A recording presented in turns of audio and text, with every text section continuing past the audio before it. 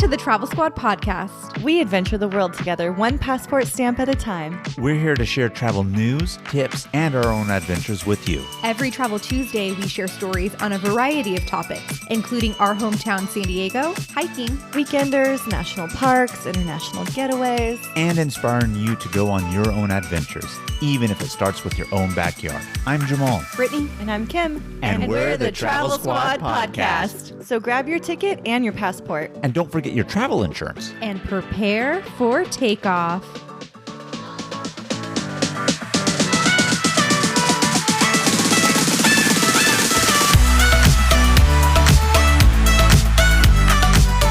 Hello, fellow travelers. Hello.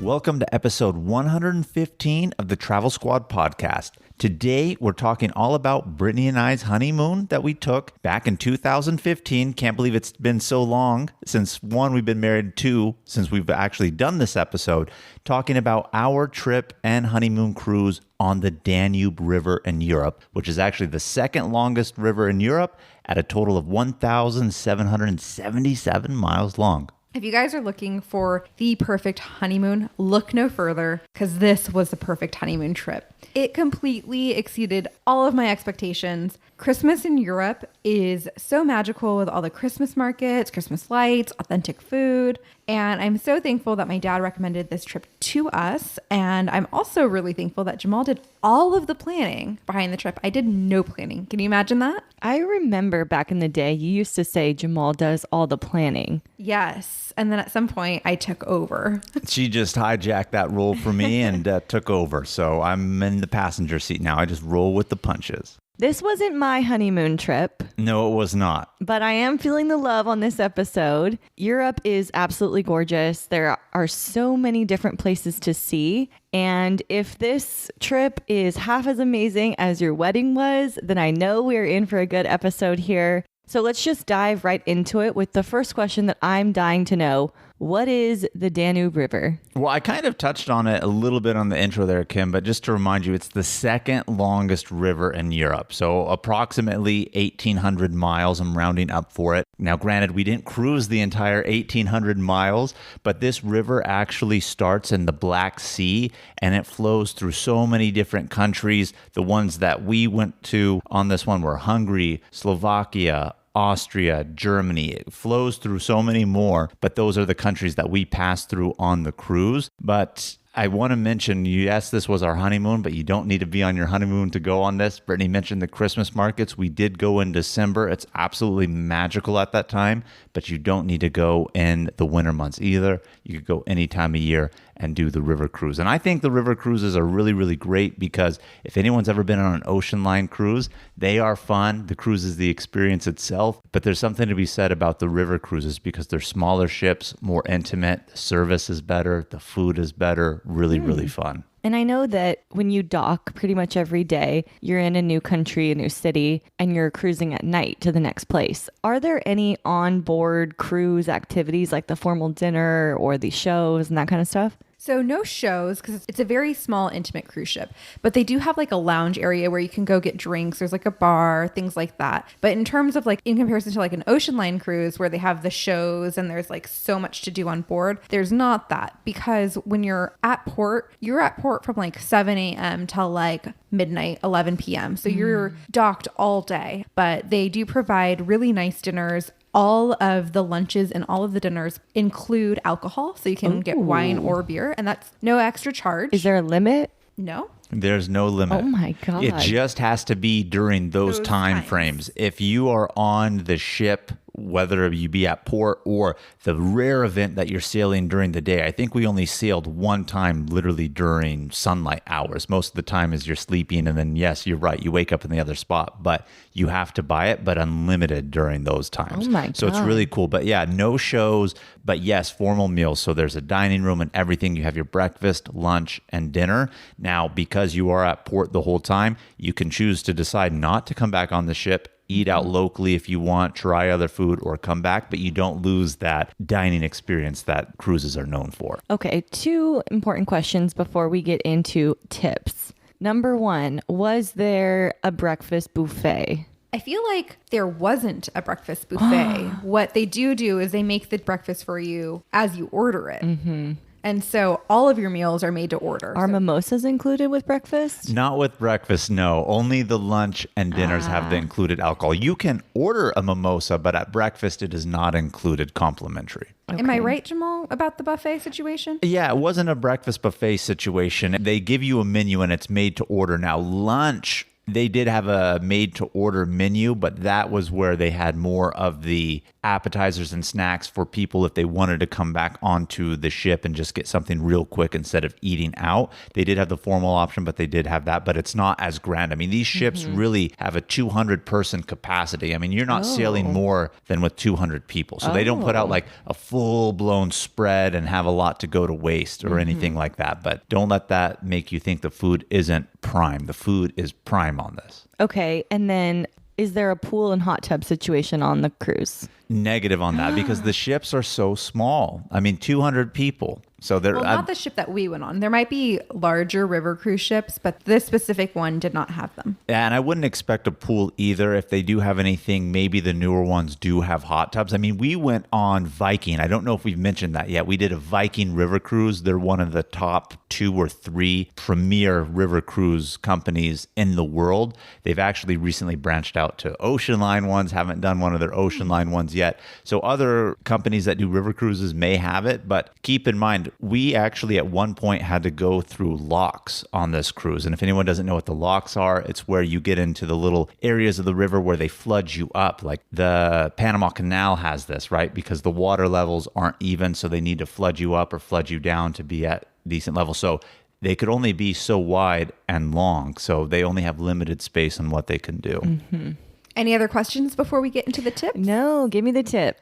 So Jamal mentioned we took a Viking river cruise, and they always have sales on the cruise or the flight prices. So highly recommend, if you're interested, looking at their website, signing up for their news offers or their emails. I get the newsletters all the time. They're constantly having like half off cruises, or, you know, if you buy a cruise, the airfare is included.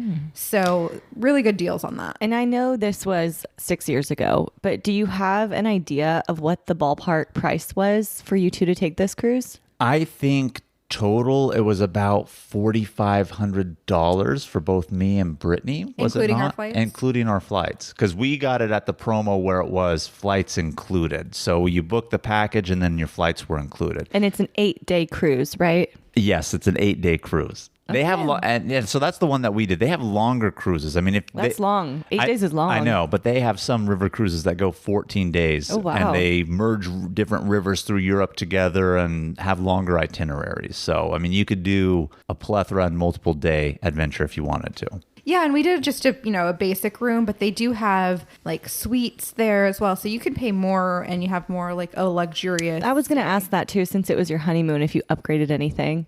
No, not necessarily. We definitely did not do any little upgrade, because our upgrade that we did was extending the cruise to go to Paris. So we spent more money exploring France. We've mentioned Chamonix many times. So we went to Chamonix, celebrated New Year's in the French Alps. So that little splurge was the add-on to the river cruise that we did. But because the ships are relatively narrow and small, every room has a window and a view. So there's no interiors or anything like that. So another tip too is, because the flights are included, or you can buy your flights with it, you can extend your stay for no additional cost in terms of flights.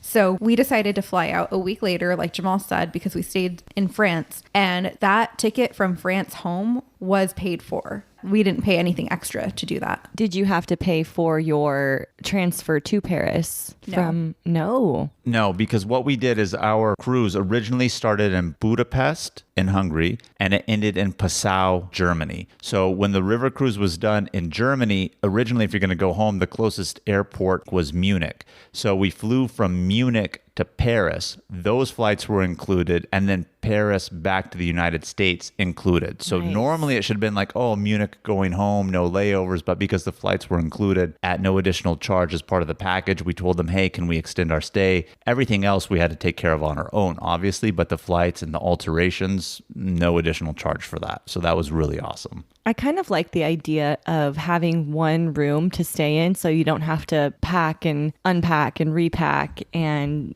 change your hotel for every different city that you're visiting. So you really do get the perk of visiting all of these different cities and countries, but not having to move your stuff. Right. It was a floating hotel. Like, really, That's what awesome. it was. Like, we got to leave all of our stuff. Every day it dropped us off somewhere new. And then we got to go back to the room that we were used to, you know? Didn't have to pack up or do any moving. We just did that trip to Ecuador, and every day it was like, pack your luggage, move to another place. And that is exhausting. It is exhausting. Yes. So one of our squatties actually reached out to me not that long ago, and they said, you know, we've heard you talk about you doing this episode, want to hear more about it. And she was like, I'm really prone to motion sickness. How is the river cruise? And so the waters are really, really calm. Motion sickness isn't a concern on the river because the waters are so calm. So it is recommended for someone that is prone to motion sickness because you probably won't get sick. Good to know. I mean, yeah, you're not out on the ocean. There's no big choppy waves or anything like that. So I don't think you would experience it at all. Sometimes I couldn't even tell that I was on a boat, quite honestly. Now, granted, most of the time we were sailing, it was when we were sleeping. But even on a cruise, you wake up in the middle of the night and you can feel it moving, not on the river cruise. So I think it's really good for that. And another tip that I just want to kind of mention just in the planning process of doing a river cruise is keep in mind, we're cruising on a river, not an ocean. Sometimes in years of drought, clearly there's not a lot of precipitation, and that's going to affect the water levels on the river. This didn't happen to us, but I've heard of cases of where the water level is so low that the ships can't even actually sail. If they can, not for the full itinerary. There's some parts of the river where it's lower than others. So they'll have you get off on a bus. You have to drive to the next spot. So if you are planning one of these trips, do check that out. Speak with the tour company that you're going to be going with and ask them what's the likelihood of it during this time of year or season when you're trying to book, because I would hate to book one of these and then have to do a route on a bus. That would be the most unfortunate thing. Yeah, going for a river cruise and getting a road trip. Yeah.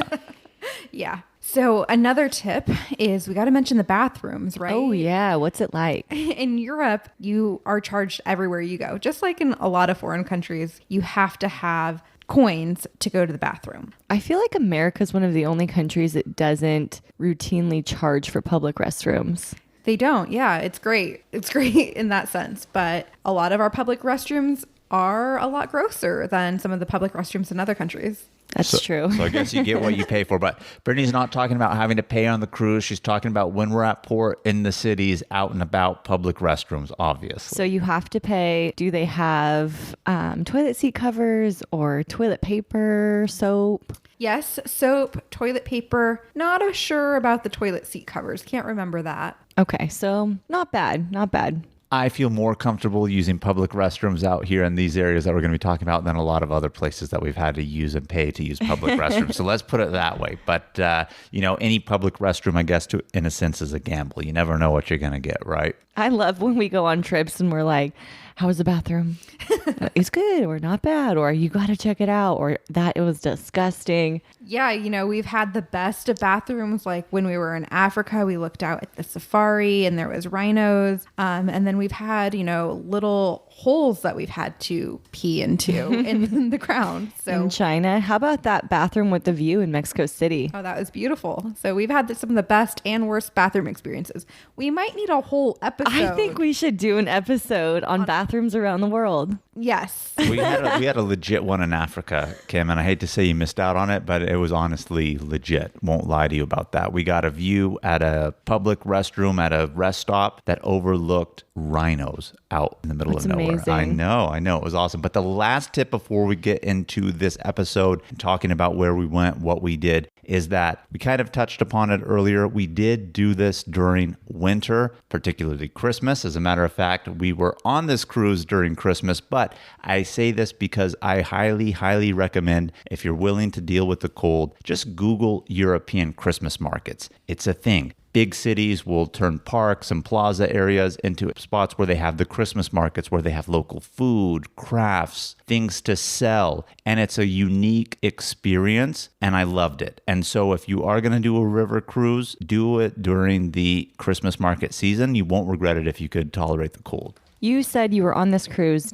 on Christmas Day. On Christmas Day. Were things open? Yes. One, the Christmas market in Salzburg, Austria. 'cause Christmas market is open on Christmas Day. Christmas market is open on Christmas Day, and we were in Salzburg, Austria, and everything was open. We got Wow. some amazing apricot dumplings. I'm sure you've heard us talk about this before, Yes. and they were absolutely amazing. So restaurants, coffee shops, things like that are open on Christmas. Wow. Yeah, Okay. absolutely. Okay, well, don't keep me waiting anymore. Let's get into the episode. Day 1. So day one was primarily just a travel day. We traveled from San Diego to London, London to Hungary. We landed in Budapest and we didn't get to the boat until like 11 p.m. So that day was pretty much a wash. However, although we arrived super late at night and we missed the dinner there, they were like, "Are you guys hungry because you've been traveling all day?" And they made us an amazing meal when we got on board. What was it? I don't remember what specifically they made us. Do you, Brittany? All I remember is that we got in late. We were one of the last people to actually arrive for the itinerary,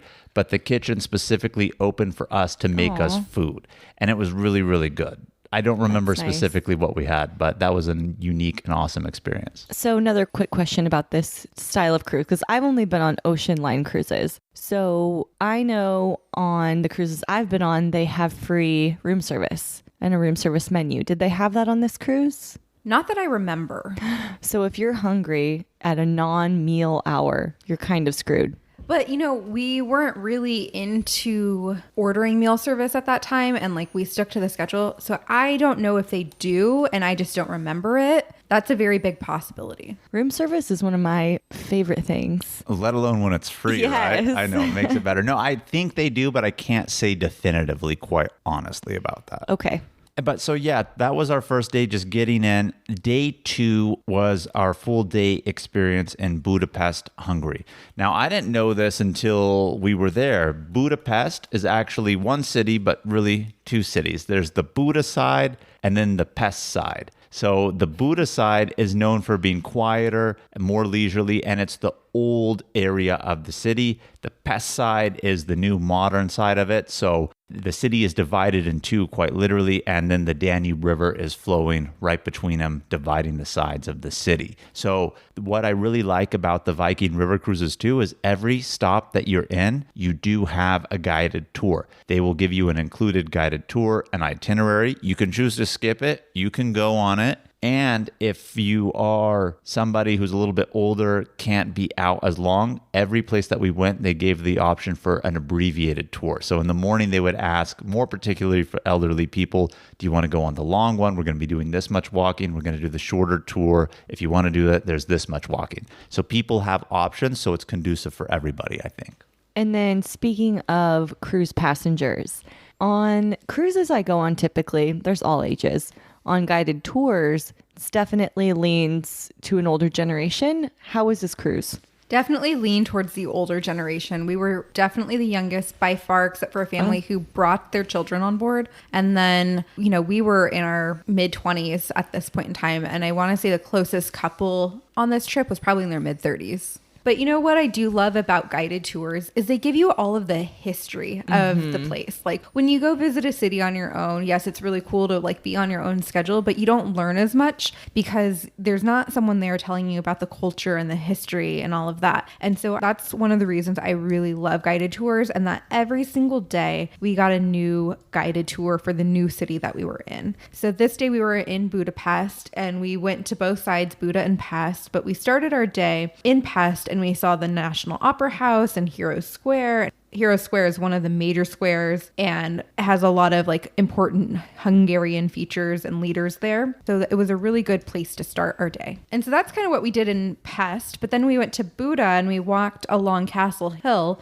and there's a fisherman's bastillion and it has a really awesome lookout. It's right next to the Buda Castle and it has some of the best panoramic views in Budapest. So that's definitely a must do, whether you're on this tour or not. When we went and were on this side overlooking into Pest from Buda, it was unfortunate in the sense that it was a dreary, overcast day and the view was very minimal from our side. It was foggy, but we were able to see across. So I wish we had a better view of it. But this is the side that is really the most impressive. It's the classical side, has the castle, the more ancient architecture. So I enjoyed this area. And one thing that they did have in this area, which I would highly, highly recommend, especially for anybody who has a sweet tooth, is go to this one confectionery called Roosworm. It's the oldest confectionery in Hungary, number one, and they are known for their cream cakes. So I remember we had just gotten done eating not too long ago, and we were there and we're like, oh, we got to pick this up. And we brought it back onto the ship and had it later in the evening with some coffee. Really, really nice. But if you like sweets, this is a good place to go. And again, the oldest confectionery in all of Hungary. I really enjoyed our day in Budapest. If I go back, I'd love to go to the baths. Have you seen like the I've seen the pictures and the outdoor pools. Yeah, I'd really love to enjoy that. So I would definitely go back to Hungary. We did see a lot in the day on our city tour. And then at night, that's when we started the first sailing. And one of the iconic buildings that we sailed past was the Parliament building. And it was all lit up at night. It was super beautiful to see it on the water. You just don't get that view when you're on land or walking by it. Like, to see it from the water all lit up at night was amazing. One thing too, this was our first experience actually in one of the Christmas markets. So again, we did the guided tour and everything. But again, what I really love about this is the tours are not all day. So you have the opportunity then to go explore the city yourself, already having a base knowledge of your surroundings because you were out on the tour. So we went out, we experienced the Christmas market out there, got some street food, desserts. What makes it really hard is because I know I have dinner waiting for me on the ship and I've already eaten before, but you want to eat all this food too. So you're going to come back gaining a few pounds. Let's not kid ourselves. Like with every cruise. And with every cruise, let alone the fact then that you have the street food that they have special for this time of year. I mean, they had something called chimney cakes, which is a pastry that they cook out on a stick over fire. It comes off. It's almost, I would hate to call it like a waffle cone, but that's the thing that I want to equate it to. I mean, when it comes off the stick, it's almost like a waffle. They stuff it with some sweet treats, some ice cream, other stuff, and lots of other savory food too if you don't want the sweets. So I really enjoyed it because this was like an experience. I mean, they don't have anything like this in the United States. Sure, we have certain things for Christmas season, but not all the cities, let alone major ones, have unique Christmas markets. So that was really cool. And it was around Christmas time. So about what was the temperature when you were there? I know it was cold. How cold? All I know is that the year that we were there was an abnormally warm year. I remember them telling us that, but it was still cold. I would say maybe the average was 45 degrees, maybe like 50 That's as not the bad at high. all. Yeah. Yeah, I would agree. I think that's what it was. So we had a great day in Hungary. Like I said, we sailed past the Parliament at night, and they invite you to go up on the top deck of the boat to view you sailing out of Hungary and then towards Bratislava, which was super cool. So after we sailed, we went to bed and we woke up in a whole new city. Bratislava, Slovakia. I've never heard of this little town, so tell me about it. Well, Bratislava is really cool. As a matter of fact, it's the only capital of any country that borders 3 countries. Oh, wow. Obviously, Bratislava is one of them, so it's its own. But then it's at the edge of Austria as well as Hungary. So it sits on this little peninsula on the edge right there. So if you get to one point in the city, you know, here in the U.S., how we have the 4 corners of the 4 states, they have a 3-corner spot. But it's not states, it's countries. But yeah, but it's countries, yes. Be in 3 countries at once. So we went to the top of a hill where the Bratislava castle was, and you can actually enjoy those views that Jamal was just talking about to both Austria and Hungary. So I know you said you've never heard of this place, Kim. I don't know if Bratislava, if you're talking Slovakia, but I'm sure maybe if you jog your memory, you've heard of Czechoslovakia. Okay. Well, that's no longer a country. It has split up. So now there's the Czech Republic where Prague is, and then Slovakia here, Bratislava. So the Czech Republic and Slovakia used to be one country, Czechoslovakia, and it's split up. So we went, obviously, now as it is a separate country from where Prague and Czech Republic is. Okay. And did they have a Christmas market here? Yes, they did. Every place we went to had a Christmas market. Like when you are in a Christmas market, you see the local crafts, local food. And as you're walking down the street, all of the smells of all the really good foods just like pour out. It's kind of like being at the fair where you're like, oh my God, what am I going to get to eat? Because there's just so much to choose from. That's what it's like being at a Christmas market. What I really liked about our time here in Bratislava was on the city tour that they gave us, they took us through an old part of the city, more the medieval part of the city. I mean, that's how much history there is. And as we were going through, I mean, they still have those old cobblestone streets and roads, but they had little markers that were on the floor and they had a crown on it. And our tour guide was telling us, you see all these markers? Have you noticed them? He said, this is Coronation Row. This is where when there was going to be a new king, this was the path that they would take. And oh, you see this hanging up on the wall. Do you see how it's the hangman's cap and hood that they wear and that you normally see like in movies when they show people about to get hanged by the hangman or whatever? He said he actually used to live down this alley. The city used to have its own hangman or executioner, and he had his one place down this way. So this monument is a tribute to the fact that he used to live down here. So that's one of the cool things too. You get that unique history that you don't really get here in the United States going that far back. So I thought that was really cool and unique about Bratislava. At the Christmas markets, were they very similar in the types of food that they have available? Did you see like a lot of the same stuff? Yeah, we did. In Hungary and Slovakia, we did see the same types of food. However, once we got into Austria and Germany, it was a little bit different. I think just a change in the countries. Started to get a little bit more schnitzel out there. Ooh, schnitzel, yum. And English isn't their first native language in these countries. So how was it with understanding what it is that they're selling and communicating, I guess, in English? Well, I know every morning whenever we were in a country, Jamal would look up keywords of the day just so that we could get around, bathroom, hello, thank you, all of that. We obviously got around and we made it, but a lot of people didn't speak English. At least in these countries, in Hungary and in Slovakia. But once we started to get to Austria and Germany, the majority of people actually spoke English in these countries. I think it's mandatory that it's their second or third language, and most people are relatively fluent in it enough. But again, key point, regardless of where you go, even if people know English, it's always respectful to know those key phrases so you can at least try to communicate. So I highly recommend that. But we really didn't have issues. Again, guided tour, but again, when we're on our own, didn't really encounter it too much. Let alone if you're at the Christmas market, maybe one stand is selling one thing in particular or one particular craft. So all you need to do is just point, they know what you want. You really don't need to communicate further than that. Mm-hmm. So this might be a dumb question, but in Hungary, the language is Hungarian? Yes. And Slovakian? In Slovakia, they speak Slovak. Ooh, okay. So Slovakian is pretty close.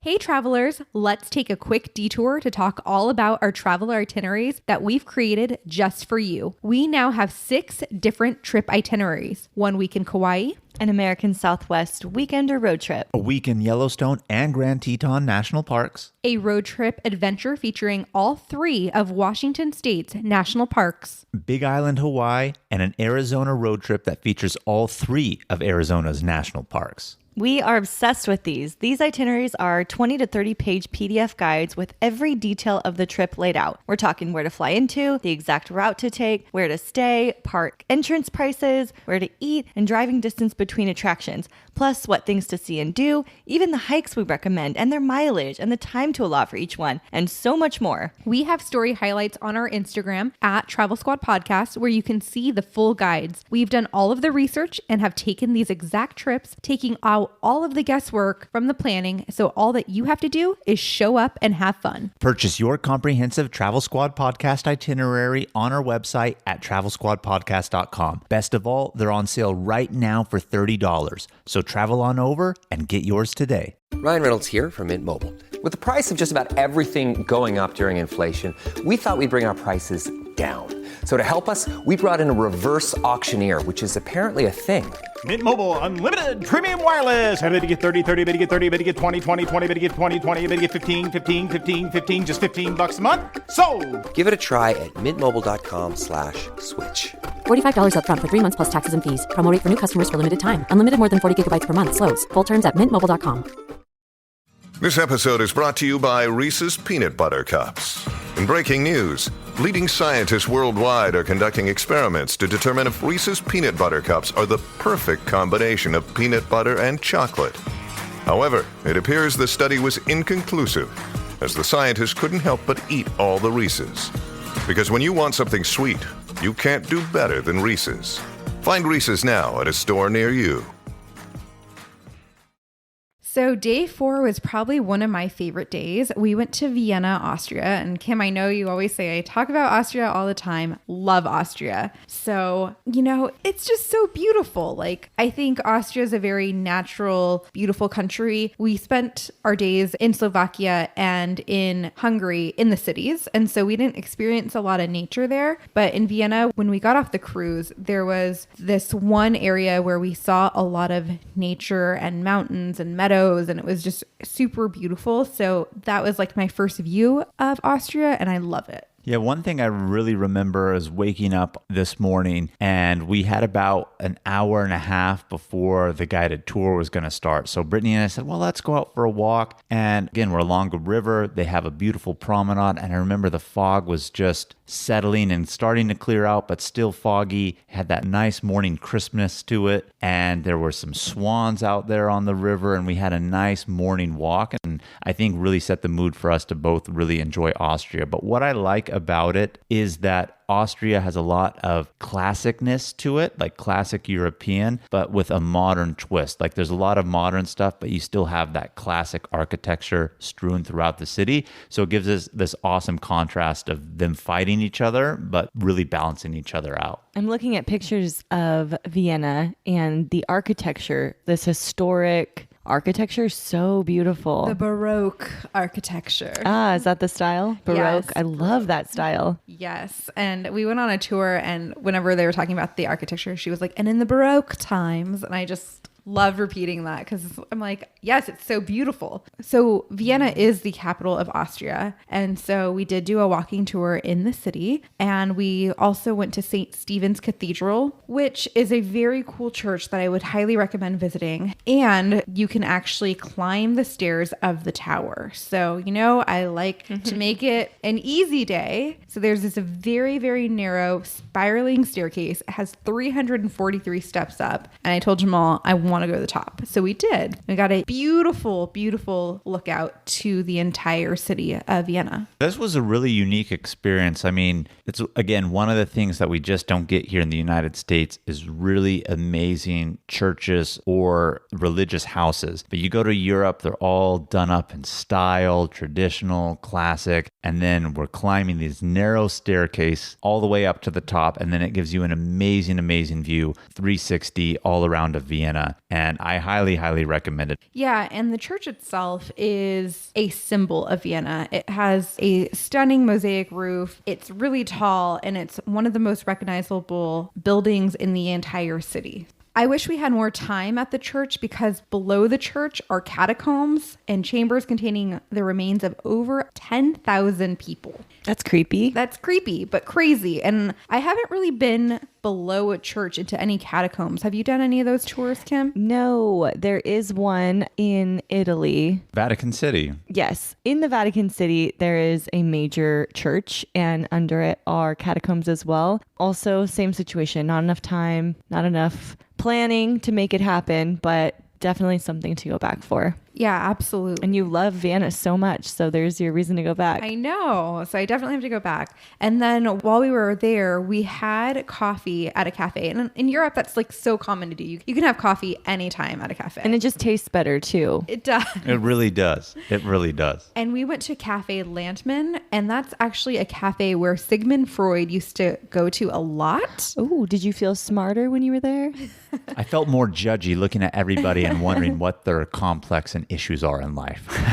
That's what it made me remind me of. And then we went to another Christmas market, our third Christmas market. Did you go to a Christmas market in every town you visited? All except for one. Yeah. But the one that we're going to talk about that we didn't do, you're going to see why. This place, again, on the next day wasn't even on the river. We had to take a bus to it, but it's a very famous abbey. So it's secluded. It's not really a city where we went. And in Vienna, they have the oldest working Ferris wheel. Did you go on it? We did. We did. Absolutely. And it's not just a traditional Ferris wheel where like you're sitting. They're actually kind of like barn style. And the barn style Ferris wheel, each room can hold like, I want to say like 15 people or so.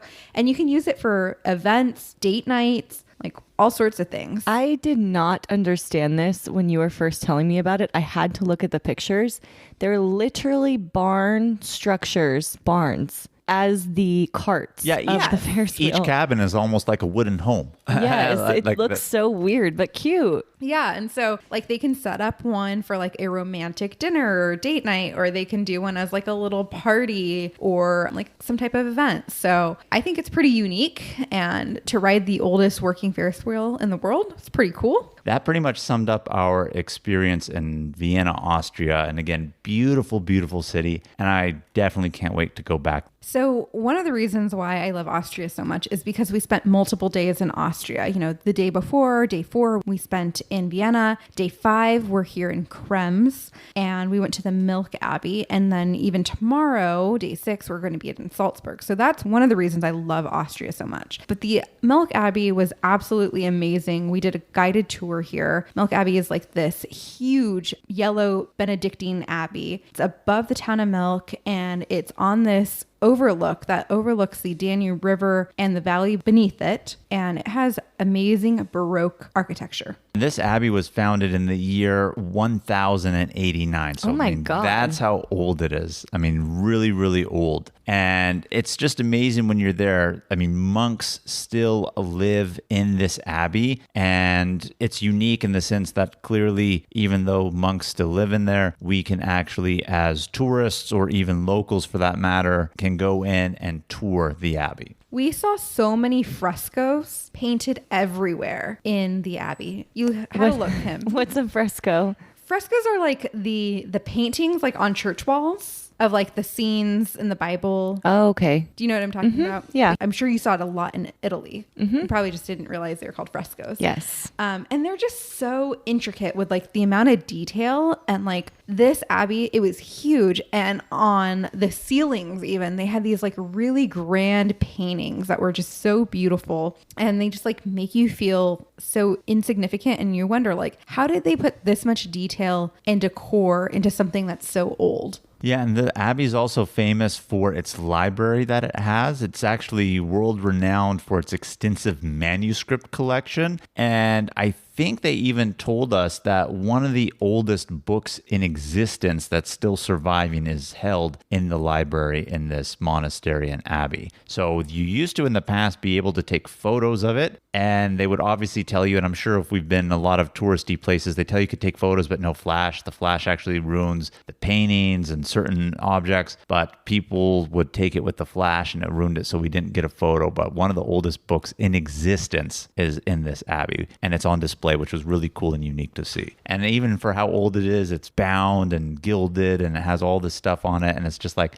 you can't see anything like that here in the United States. That's really cool. Yeah, and that's what made the Milk Abbey just so unique, was everything was gilded, everything was grand. It wasn't like we were in a church, it was like we were in a palace. And as a matter of fact, this day was the only day that I think we did sailing during light hours. So when we were done at the Abbey, we did a little bit more sailing, woke up the next day, which was Christmas Day in Salzburg, Austria. And if you guys don't know Salzburg, Austria, maybe you're familiar with the movie The Sound of Music. It was filmed here in Salzburg, Austria, so people who love that movie want to go here. But even beyond that, it's an amazing and unique city to visit. Kim, have you seen The Sound of Music? No, I haven't. Have you heard of it at least? I've heard of it, but that's as far as it goes. So the day before we went that night, they actually played The Sound of Music on the boat. And that was actually the first time that I watched it. But very famous musical. I've seen it a million times. My parents love that movie. I've seen it,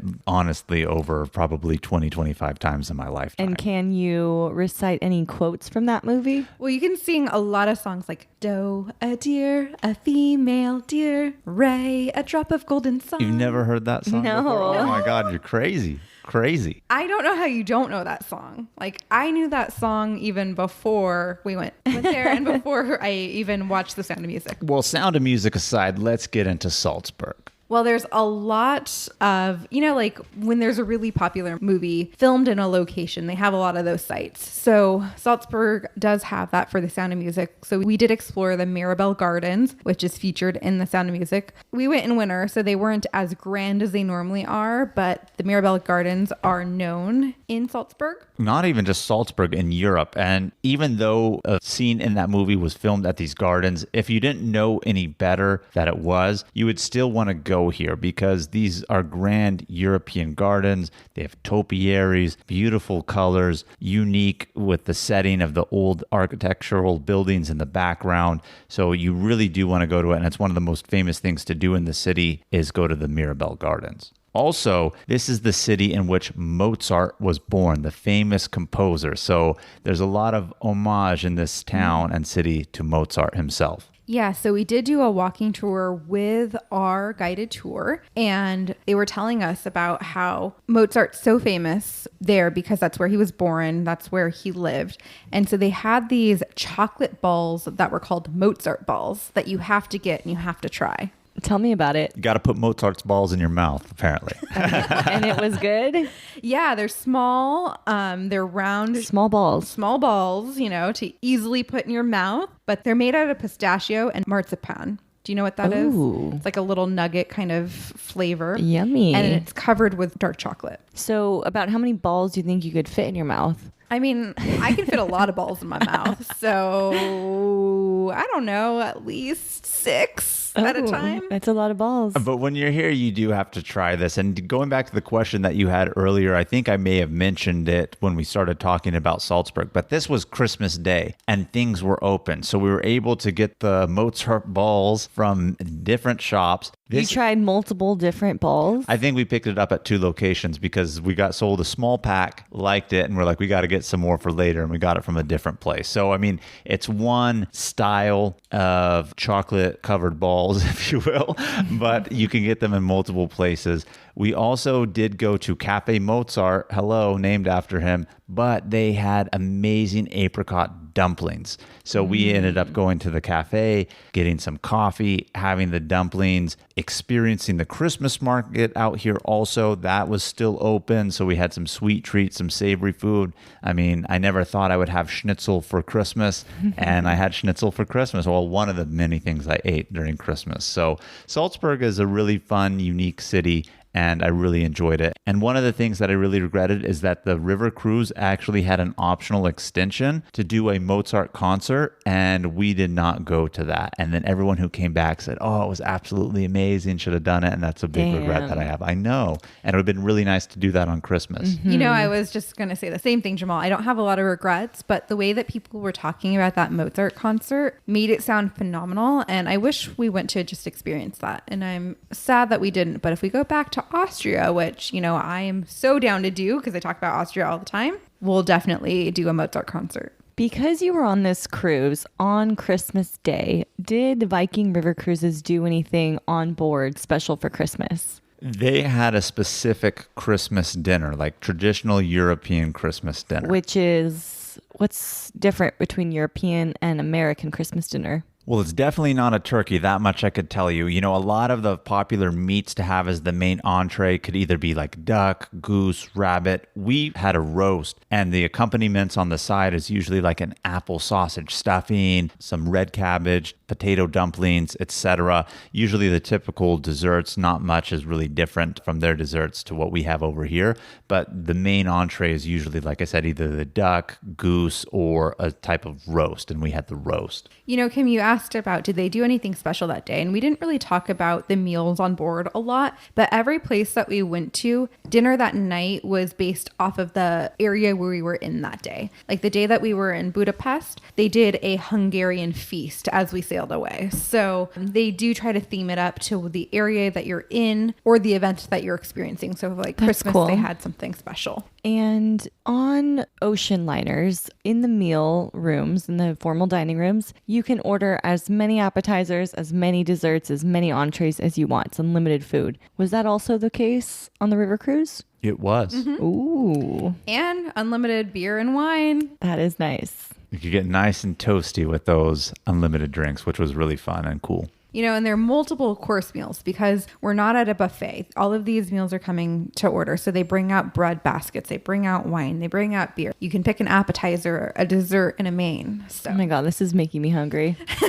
Yeah, so really, really good food. And we haven't really hyped it up until now, but the food was part of the Viking River Cruise experience. So that was our Christmas, experiencing it in Saltzburg. Again, biggest regret is not doing that Mozart concert. I mean, I still think about it, quite honestly. But from there, we sailed through the night, woke up in a new country in Passau, Germany. And this is a unique, quaint little town. And I really, really enjoyed it. When you think of Germany, you might think of the bigger cities like Berlin, Frankfurt, Munich. But here we are on this quiet little quaint city just at the edge over the Austrian border here into Germany. Yeah. And so what's really unique about Passau is there are 3 rivers that come to meet at this area. So it's a huge flood risk. And we came at the right time in the right year because the last major flood was in like 2013 and the city center was 42 feet underwater. Oh my gosh. That's how much it flooded. Yeah. So the Danube is the main river. And then you have 2 other rivers that flow into this area, the Inn River and the Linz River. And so one of the churches along the Danube River actually has a scale where it shows the meter level of some of the major floods that this city has had throughout its history. So for example, and I'm giving a hypothetical, it was like, in 1482, it was this high, in 1500, it was this high, et cetera, et cetera. So on a church, a beautiful classic European style church, it has that meter gauge that shows how much the city has been underwater due to its historic floods. So 42 feet sounds like a lot, and it's happened before. Are the buildings built on like stilts or higher up to prevent damage from flooding like that? Well, I know that a lot of the buildings have multiple floors and like the bottom floors, they are known to flood. So they don't put a lot in the bottom shops, or they know like they have to move it up at certain times. So they've kind of made it so that when it floods, they have some other options other than their stuff getting destroyed. And I remember our tour guide actually telling us that this is the only city in Germany where they do not insure people. You have to specifically get it from the government because no insurance company is going to insure them because they know it floods there all the time. And so this was the day after Christmas. So you asked if we went to a Christmas market every day, and we did every day but this day because the day after Christmas, they pretty much close everything down. And so there wasn't a lot of shops open. There wasn't a lot of stores open at all. But what we did get was the city to ourselves. So when we went on those walking tours down these cobblestone streets, see all the architecture, the city was just to us. Like we got to experience it all by ourselves. And that was really cool in itself. Yeah. And here in Passau, there is another cathedral, the St. Stephen's Cathedral. From Vienna, here we are, to Passau, they have another one. But it's really unique. It actually has the largest organ in a church in all of Europe in this cathedral right here. So that was really unique. I think it was, 17,000 plus pipes on that organ. Mm-hmm. Crazy. It was really impressive to see. And there is a fortress in Passau as well that was founded in 1219. That's how old it is. It's called Veste Oberhaus. And it's on a cliff, and you climb up and you get amazing views looking down onto the Danube and into Passau. Yeah, I would highly recommend it. That's the best view of the city you're going to get from that fortress looking over. But ironically, things are open on Christmas, but the day after Christmas, things are closed. And so the only things that were open was really the churches that we were able to go into and just roaming the streets. And I think it gave a nice little eerie but cool eerie experience of seeing a city in Europe just so empty but classic. So we actually stayed on our Viking River cruise again that night, but the next day we didn't make it to a new destination on the boat because that was the end of our tour. But Jamal and I did extend our trip, and we flew to France and went to Paris and Chamonix that we always talk about. So it was a really amazing honeymoon vacation. I know I've been asking a ton of questions this entire episode. It sounds really fun. The architecture looks freaking amazing, and I would love just to go to see that. But we do have a couple of questions of the week, if you're ready for it. We're ready. We're ready.